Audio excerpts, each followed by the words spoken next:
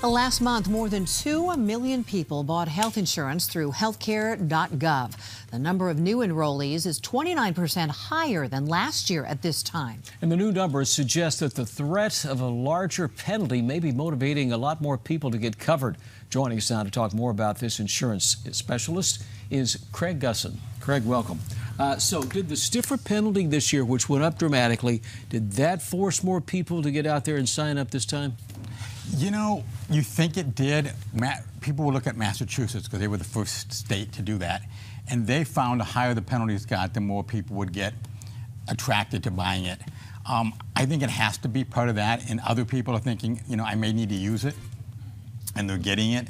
And again, we got to look at the whole numbers, because how many had it before somewhere else and now getting it through Covered California or on their own. So a lot of these numbers sometimes come out to, how do we really know they didn't have insurance before? The only way you find out is if you put on your application, and if you just happen to skip it, we don't know. But I think the higher penalties, I've been told, is one of the reasons why you're seeing that increase. All right, let's talk about the penalties for a moment. For people who didn't jump on the bandwagon, who didn't get their health insurance, what kind of penalties do they face? They're looking at $695 a year, or 2.5% of their income. Family is going to be $2,085 is the worst case situation. So you're having people going, you know, thinking about that today when I got the call from you guys, and I'm thinking by February 15th, I've already paid out of pocket for health insurance about $2,100.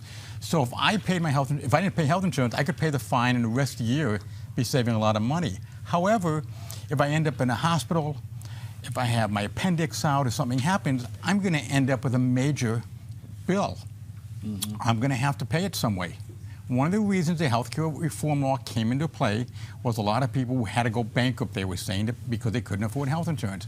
Well, now they can do it. And those people are going to have to go bankrupt if they run into that situation, because the government is not going to make them get health insurance. And what they did is they put a timeline on it. Your last day to buy health insurance in 2016 is January 31st. You call me up February 1st, it's a day late, there's nothing I can do until next January. Have you seen any numbers on the exact number of people who didn't sign up, who said, no way, I'm not going there?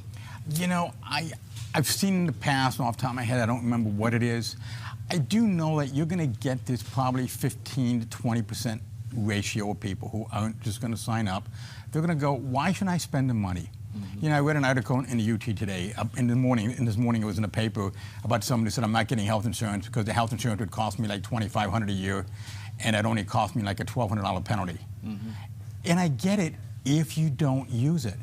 You know, we all have automobile insurance, we all have insurance on our homes, because just in case what happens.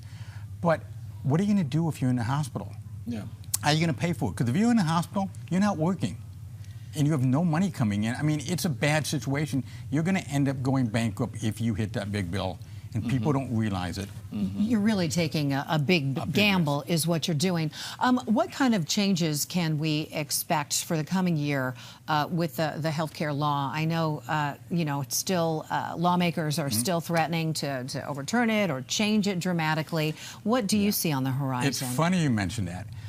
I don't really care what happens in Washington, D.C. It won't affect California. We became a state exchange in the very beginning, which means regardless if they get rid of it in Washington, D.C., it's not going to affect California unless some special law passes that changes everybody.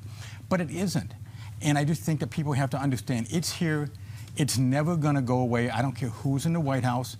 It may be changed and it may be massaged to a point where we offer more plans, give more. But people have to understand, if they buy health insurance, worst case situation, you're going to come up with $6,500 on a major claim. That is a lot cheaper than having to come up with hundreds of thousands of dollars.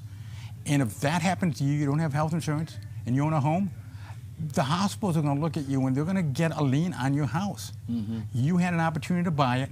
You have to buy it between November 1st and January 31st, and if you don't, you can't buy it. There are some exceptions to it. If you lose coverage during the year from a job, whatever. I recommend to people, if you don't have health insurance, talk to your employer. Work out something because of the tax ramifications because you're paying it through your job. So there's a lot of things to do, but you got, you know, today's the 4th, you got 27 days. Yeah, 3.5 weeks to meet that deadline. Craig Gusson, always great to see you. Good to see you guys. Thanks. Good.